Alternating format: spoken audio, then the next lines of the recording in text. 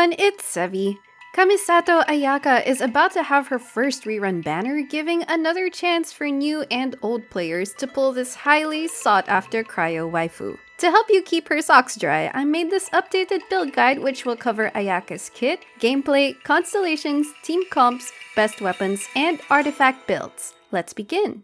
Ayaka is a 5-star cryo carry that's held in high regard for her high DPS potential, straightforward mechanics, and as a quintessential freeze team member.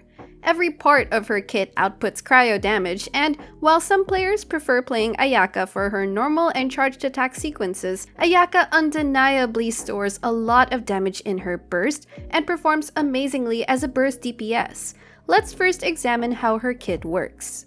When it comes to her normal and charged attacks, Ayaka by default deals physical damage, but what's unique to her is that she gains cryo infusion upon doing her alternate sprint. Naturally, you'd want that infusion to get cryo damage bonus, which is where you'll get into the habit of sprinting first before doing attacks. The cryo-infused attacks also have added utility by letting you get in more cryo application, freezing enemies, and breaking shields. Ayaka's charged attack is also fun to use due to how it targets and hits multiple opponents in front of her in rapid succession. It's satisfying to see the animation play out, more so if you successfully hit everyone in front. Your choice of attack combo here mainly depends on how much field time you want her to take or how much style you want to see. So string attack combos as you see fit to the scenario. But if she's being used as a quick swap burst DPS more, then she generally shouldn't be staying too long on the field. Next, Ayaka's skill is this graceful circle of AoE cryo damage that launches small enemies and generates cryo particles when it hits at least one enemy. These cryo particles are an important source of energy for her, so make sure to catch them. Upon unlocking her passive, performing her skill also gives a damage buff to her normal and charged attacks. You can follow up her attacks with a quick charged attack if you want to take advantage of that buff. But it's important to note that if her energy is full before casting this skill, you should immediately cast her burst rather than doing auto attacks. Depleting your burst cost and then catching the particles right after is the more time and energy efficient method. You'll very likely cast the skill twice in a rotation, which is valuable in regenerating her own energy. We then have Ayaka's renowned burst, Kamisato Art Sometsu. It takes the form of a cryostorm that does 19 ticks of damage and a single final damage bloom after. The damage travels in a straight path from where Ayaka releases it and moves forward until it hits enemies and will stay in place if enemies are frozen in its path or if it encounters an immovable target, making this talent really great at obliterating enemies. But if it happens to miss or barely hit your target, then that'd be as uncomfy as Ayaka's wet socks. The burst costs a whole 80 energy, and while Ayaka generates a bunch of particles with her skill, you need to pay attention to her energy recharge, teammates, and particle management to effectively achieve optimal burst uptime. Having too much downtime with her burst will ultimately result in less optimal DPS. The burst also snapshots, so make sure to activate all relevant buffs before unleashing it. However, Shenhe, the premier cryo pair for Ayaka, can still apply her attack buff even after Ayaka has cast her burst. As you can see from this clip, Shenhe is cast after Ayaka's burst, whose damage increases in the middle of it. This is because Shenhe's buff is not included in the snapshotted stats of Ayaka, but rather is applied dynamically to her fellow cryo units. Ayaka also has a second passive talent wherein if she hits an enemy with her sprint exiting animation, she restores her stamina and gains 18% cryo damage bonus. The stamina restoration is helpful for continuous dodging, while the cryo damage is just a damage increase overall. If you're using her, remember to sprint before using her skill or burst to reach her maximum damage ceiling. So if we combine all of these talents, the general Ayaka rotation combo consists of the following. If her burst is full, dash hit the enemy to get the cryo damage bonus buff, then use her skill, then immediately cast her burst right after to catch the particles. If her burst is not full, dash to get the cryo infusion and cryo damage bonus, use her skill, and follow up with a normal and charged attack combo of your choice while waiting for the particles to reach her. Then when you've caught the particles, continue rotating your team's talents again, or do more auto attacks or cast her burst if it's up. Take note that her being primarily a burst DPS doesn't mean that the rest of her kit isn't being used too. For her talents, prioritize her burst above everything. Then you can equally level up her skill and normal attacks or focus on which you find more use out of. Moving on to Constellations. C0 Ayaka is very powerful already, and pulling more cons for her should feel unnecessary. Treat it mainly as a simp endeavor. Now let's go through each one. C1 gives her charged attacks a chance to decrease her skill cooldown. Having multiple enemies get hit is also more beneficial to increase the possibility of proccing its effect. However, Ayaka's common team rotations are already perfect with her cooldowns at C0, and having her do attack combos usually could even lengthen the rotation time. Perhaps if this is paired with Shenhe's buff, then there's at least more incentive to use her charged attack in conjunction with C1. C2 is a nice damage bump by adding 2 smaller burst snowstorms. This is assuming that those will hit enemies that are beside one another or is large enough to be covered by all snowstorms. It looks flashy and is a noticeable damage bump, but only if it's actually used. C3 adds to Ayaka's burst level, and since this is her biggest damage source, and considering it's on top of C2, it's a good bump to her damage output.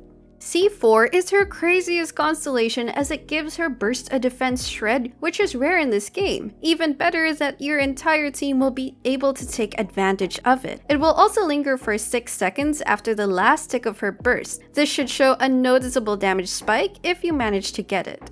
C5 just increases her skill damage, and finally, C6 makes her charged attacks hit like 100 ice cream trucks at once every 10 seconds due to the high damage multiplier it provides. And if you pair this with Shenhe, you'll likely see some crazy damage numbers from her charged attacks alone. If you want to spend money to see that on Ayaka, then here's the constellation. Proceeding to team comps, I want to emphasize first that you can team up Ayaka with whoever you enjoy her the most. If it works for you, then by all means. So the team recommendations I'll discuss are comps that can maximize her kit and role. To start, Ayaka is very well built for a freeze team with practically all parts of her kit emitting cryo. So for freeze teams, you want to use the 2 cryo, 1 hydro, 1 anemo template. What's great is that Ayaka has tons of potential teammates in this template. For her cryo teammates, there's Rosaria and Kaya, who provide lots of particles and off-field cryo damage. Diona consolidates support roles while helping with particles. Chongyin's also an option who can help with rotation cooldowns with his C2, but is less of a battery than the prior mentions. More expensive options would be Shenhe, who also gives Ayaka damage buffs, and Ganyu, although she's not particularly a battery. For Hydro teammates, everyone can work with Ayaka in some way. My ideal options here are Kokomi, Mona, or Ayato, who can provide off-field Hydro application. And if you're short of these 5 stars, there's always Xingqiu. Take note that Xingqiu is mainly for single target damage and won't deal as well with enemy mobs, and you have to be aware of inserting Ayaka's normal attacks to proc Xingqiu's swords. Barbara works as well, but requires you to play in very close range with enemies to apply wet status to them. Last from the Hydro roster would be Child, who would make a kind of dual carry comp with Ayaka. Having Child on C4 makes this a more viable comp, but dual carry comps are generally difficult to execute, so if you're interested, just try it and see if it's fun for you.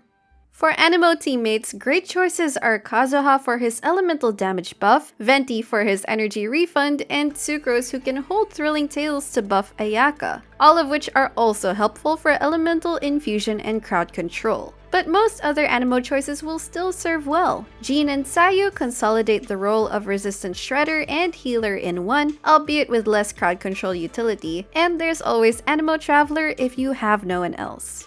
Mono cryo teams are also viable, but have the disadvantage of not being able to keep enemies frozen, especially mobile ones, which can potentially be bad news for Ayaka in some situations. They can be powerful on paper, but in practice, the results can vary. Although several powerful cryo characters have been out for a while, more players decided to explore this comp with the release of Shenhe. Such a team would usually have Ayaka, Shenhe, and a third cryo unit that provides lots of particles, such as the 4-star choices I mentioned earlier. Shenhe isn't a necessity in a mono cryo team, so if you don't have her but still want to try this out, it's still very possible. Then the 4th teammate is an Anemo unit. One thing to note on both of these team types is that you can try inserting as many attack buffers as you can via Ayaka's teammates. For example, someone can hold a 4-piece Noblesse, another can hold a 4-piece Tenacity, a Catalyst teammate can hold Thrilling Tales, and so on. And given the chance, you can also equip Favonius weapons on other teammates to help Ayaka with her energy needs. Now, how is it playing Ayaka in a melt or reverse melt team? While it's doable, it's not quite as optimal because of Ayaka's standard internal cooldown. Effectively, if she's using her normal attacks to reverse melt, she'll only be able to proc a reverse melt once every 3 hits. The same is true for other parts of her kit, including her burst. What about using Ayaka's Cryo as a base for melting with a Pyro unit? It's also technically doable in the short time frame that Ayaka's burst is active. I've seen players doing showcases of melting with Hu Tao's or Yanfei's charged attacks while enemies were caught in Ayaka's burst. If you want to try pulling that off, go ahead. Due to her burst ending relatively quickly, standard ICD on her attacks, and a one-time cryo application on her skill, it'll be a challenge for Ayaka to support another Pyro member to allow them to melt continuously and vice versa. So all in all, Ayaka is much more suited for freeze and mono cryo teams. Now we've established how she works and what teams she works best in, we'll discuss building her weapons and artifacts, starting with her sword choices. First, the free-to-play options. For a 3-star choice, the Harbinger of Dawn is an easy starter recommendation, as Ayaka on a freeze team should keep the passive up well by not taking damage in the first place. Then the best free-to-play option would be the craftable Amenoma Kageyuchi, giving her good attack stats and addressing some ER needs. In usual team rotations, you can get in 2 uses of her skill, which stacks 2 seeds from the weapon's effect. Having that energy refund mechanic lets you get away with potentially lower ER stats and focus more on crit. And if you want to stick with this weapon, which is a very good choice, it's very well worth refining. Really, this weapon is already so good on her that you can feel confident letting it carry your Ayaka in even the hardest content. I'd also mention the Blackcliff Longsword, which provides her with a decent base attack and crit damage substat, but you're better off investing your Star Glitter points elsewhere because of how conditional its effect is, plus the burst snapshots and it's likely you haven't even killed enemies in her first rotation yet. The Amenoma Kageyuchi can actually win out in many other scenarios. A quick note on the Black Sword, which you have to pay for, it's better used on someone else. It might lead to overcapping crit rate on a Freeze Blizzard Strayer build, and the passive only benefits her normal and charged attacks anyway. Stick to the Amenoma, which again is free. Then if we're talking about 5 stars, her best weapon is still, without a question, her signature Mist Splitter Reforged, as she is able to make full use of all its effects and its crit damage substats complement the 4-piece Blizzard build. When equipping it, just don't forget to add a cryo normal attack before using the burst to get the first stack and snapshot it. Coming in next is the Jade Cutter, the passive of which adds a nice boost to Ayaka's attack. The disadvantage though is if you're on a 4-piece Blizzard Strayer build with Cryo Resonance, she'll overcap on her crit rate. Despite that, it's still a very viable pick and also plays well with non-4-piece Blizzard builds. The most recent contender is the Haran Sword, which is her brother's signature weapon. While it looks good on Ayaka, its crit rate substat faces a similar concern with Jade Cutter. Also, the proc damage bonus buffs her normal attacks only, so what it has over the other weapons is style points, I suppose. There's also the Summit Shaper, whose attack buffs give Ayaka a bit more benefit than other units equipped with this, considering that typical Ayaka teams don't have a Bennett attack buff. If you were fortunate or unfortunate enough to roll one from a previous banner, it's still a good 5-star choice if you can get past how it looks. You can also equip other viable swords like the Skyward Blade if you manage to get it as a minor upgrade alternative to the Amenoma. And the Aquila Favonia is generally not recommended and could just be equipped on Bennett, but it's still an option due to its high base attack, which lets attack percent buffs from teammates have more to scale from.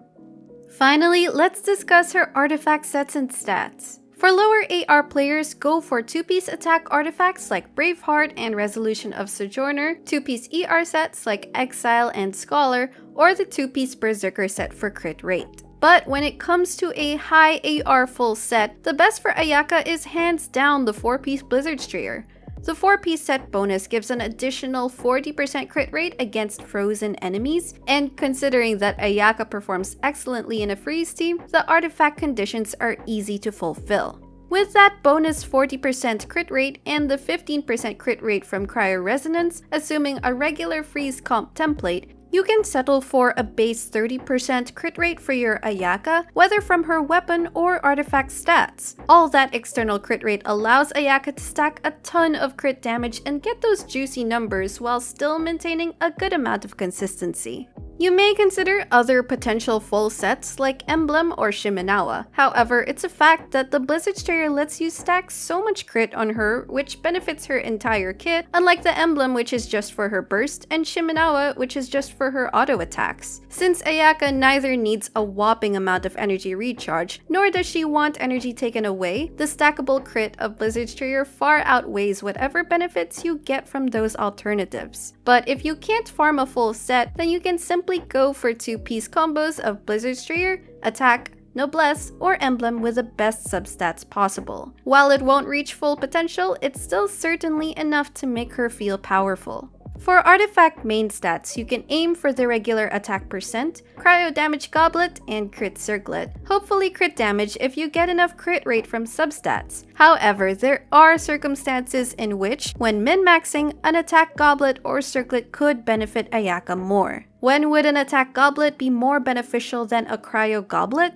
Essentially, when Ayaka is already receiving a lot of damage bonuses from other sources, such as her signature weapon, the Mistsplitter, Kazuha with his elemental damage bonus buff, Ayaka's own passive, Shenhe's passives, Ganyu's burst, and so on. And considering that Ayaka teams don't typically have a huge attack buffer like Bennett or Sara, it's easy to end up neglecting Ayaka's attack stat.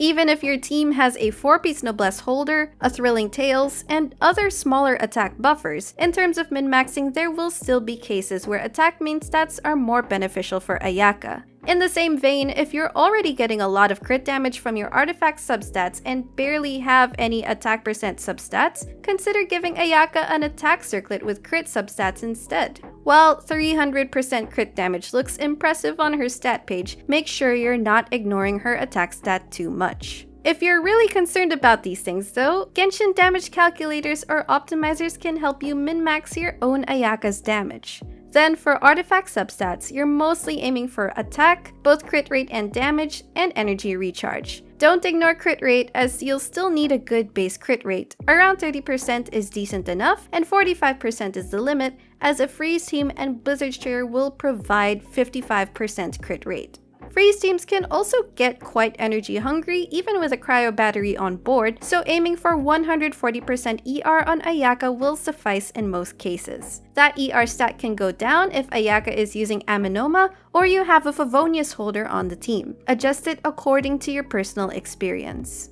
And that's going to be all for this updated build guide, everyone. If you have Ayaka or you're planning to pull her, I'd love to know what your Ayaka build and teams look like. Tell me in the comments. If you enjoyed this video, don't forget to leave a like, consider subscribing to my channel if you haven't already for Genshin Impact guides and content, and I will see you all soon.